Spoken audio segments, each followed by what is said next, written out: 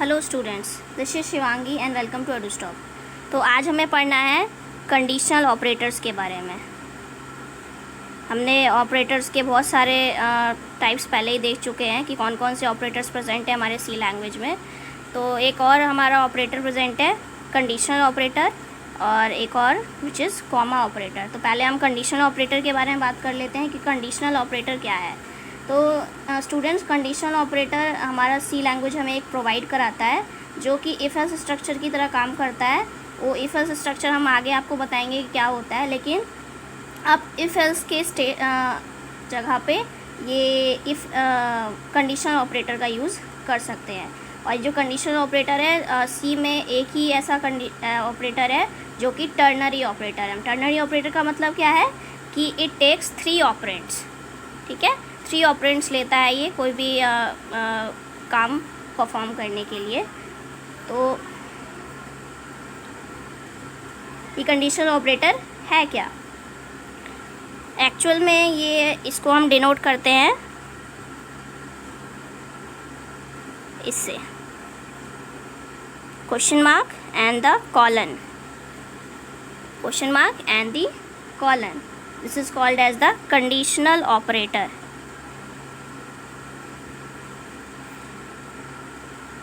Conditional operator in C. This is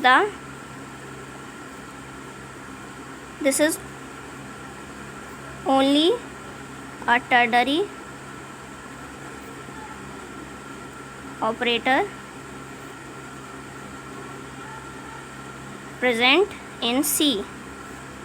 ये एक operator है जो टर्नरी ऑपरेटर है जो C में एक प्रेजेंट है। टर्नरी ऑपरेटर का क्या मीनिंग है स्टूडेंट्स? टर्नरी ऑपरेटर का मीनिंग होता है कि इट टेक्स, टर्नरी ऑपरेटर का मीनिंग क्या है? It takes 3 operands. It takes 3 operands to perform operation.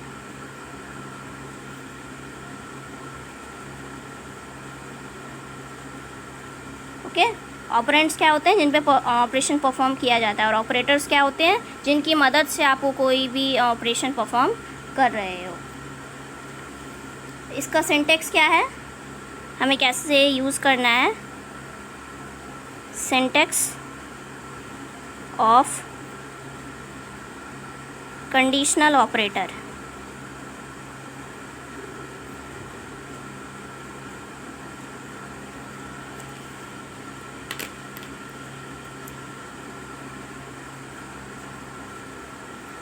इसका सिंटेक्स है स्टूडेंट्स, पहले आपको लिखना है कंडीशन।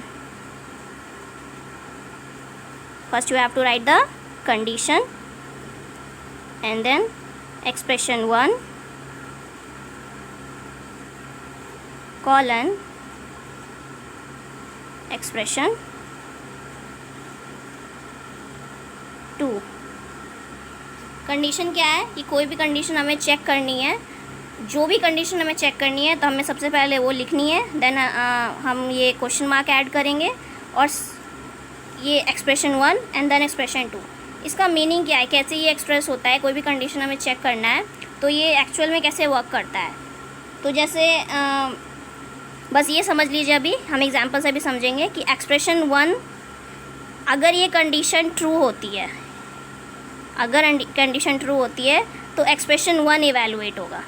ओके, अगर हमारी कंडीशन जो है वो फॉल्स होती है तो हमारा कंडीशन जो एक्सप्रेशन 2 है ये इवैल्यूएट होगा। Okay, if condition is true then expression 1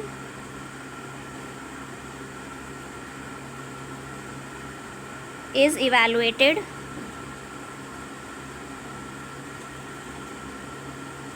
and if not, and if condition is false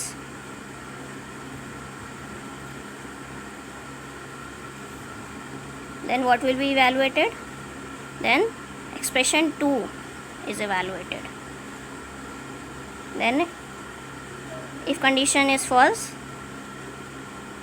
then expression 2 is evaluated.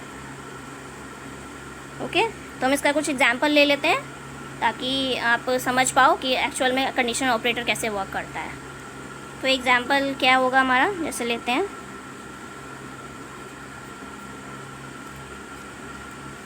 Example ले लेते हैं A is greater than B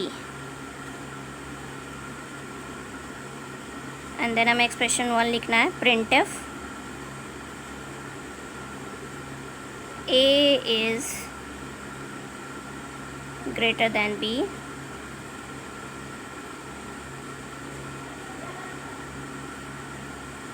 और फिर हम सेमीकोलन लगाएंगे.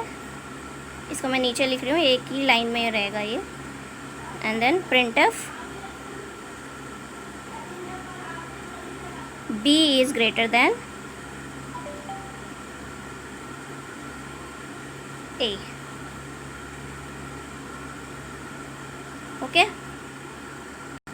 तो स्टूडेंट्स हमने क्या लिखा है कि अगर A जो है वो अगर B से ग्रेटर होगा तो हमारा, जैसा कि हमने पढ़ा कि एक्सप्रेशन 1 विल बी इवैल्यूएटेड, है ना. अगर हमारा कंडीशन ट्रू होता है तो एक्सप्रेशन 1 इवैल्यूएट होगा, और अगर हमारा कंडीशन फॉल्स होता है then second expression will be evaluated. तो सेकेंड एक्सप्रेशन हमारा क्या है, printf B is greater than A. तो ये चेक करेगा कि A अगर B से अगर ग्रेटर होगा तो प्रिंट कर देगा. printf स्टेटमेंट हमने पढ़ा था कि प्रिंट के लिए हम यूज़ करेंगे, बाकी हम देखेंगे आगे जब printf स्टेटमेंट के बारे में पढ़ेंगे. तो प्रिंट क्या करेगा कि A is greater than B. ठीक है, और अगर ये कंडीशन फॉल्स हो जाती है, अगर हम देखेंगे A और B में जो भी वैल्यूज़ असाइन होंगी, अगर ये फॉल्स हो जाता है कंडीशन, तो ये क्या प्रिंट करेगा, it will print B is greater than A. ठीक है, let's take an another example. x is equals to y less than 10.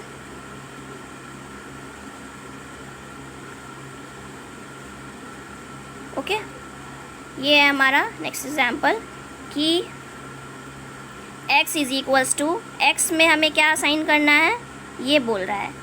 अगर ये कंडीशन ट्रू हो जाती है तो 4 इवैल्यूएट होगा, क्योंकि 4 हमारा क्या है, एक्सप्रेशन 1 है, 4 इवैल्यूएट होगा. अगर हमारा जो y है वो हमारा लेस नहीं होता है, वो ग्रेटर हो जाता है, मतलब ये कंडीशन फॉल्स हो जाती है, तो क्या इवैल्यूएट होगा, 5 इवैल्यूएट होगा. मीन्स अगर मैं मान लूँ कि ये कंडीशन हमारा ट्रू है. ओके अगर ये कंडीशन ट्रू है तो x की वैल्यू क्या असाइन होगी, x की वैल्यू असाइन होगी 4. ओके और अगर ये कंडीशन हमारी फॉल्स हो जाती है तो क्या होगा, फॉल्स के कंडीशन में क्या होगा कि x की वैल्यू जो है वो क्या असाइन होगी, 5 असाइन होगी. Okay so students condition operator के बाद हमें पढ़ना है कॉमा ऑपरेटर्स. तो what are the comma operators in C. तो कॉमा ऑपरेटर एक ऐसा ऑपरेटर है जो कि पेयर ऑफ एक्सप्रेशंस को सेपरेट करने के लिए यूज़ होता है. कोई भी एक्सप्रेशंस आपके लिखे हुए हैं किसी भी स्टेटमेंट में, तो उनको सेपरेट करने के लिए बहुत सारे कंडीशंस लिखी हुई हैं, बहुत सारे एक्सप्रेशंस लिखे हैं, तो उनको सेपरेट करने के लिए हम कॉमा ऑपरेटर का यूज़ करते हैं. तो it is use to separate the expressions. Okay next is expression separated by commas will be evaluated from left to right. Okay जितने भी एक्सप्रेशंस लिखे गए हैं वो कैसे इवैल्यूएट होंगे, फ्रॉम लेफ़्ट टू राइट. जैसे एग्जाम्पल लिखा हुआ है हमने, x is equals to y is equals to 5 comma y minus 1. ठीक है तो ये कैसे इवैल्यूएट होगा, पहले तो ये y is equals to 5 evaluate होगा, देन हमारा y माइनस 1 इवैल्यूएट होगा. ठीक है ये मोस्टली हम फॉर लूप में हम यूज़ करेंगे आगे, जो हमें पढ़ना है लूप स्टेटमेंट में, तो उसमें हम देखेंगे कॉमा ऑपरेटर कैसे यूज़ हो रहा है उसमें. तो आपको मेनली समझने की क्या ज़रूरत है कि what does this comma operator do. तो comma operator it is use to cause a sequence of operations to be performed, है ना. तो नॉर्मली हम लिख लेते हैं comma causes a sequence of operations to be performed. Okay, तो आपसे कोई भी अगर एग्ज़ाम में आ जाता है कि कॉमा ऑपरेटर क्या होता है, तो मैंने जो लिखा है आप वो एज इट इज़ लिख सकते हैं. You like it and please like the video and subscribe to the channel guys for more such videos. Thank you.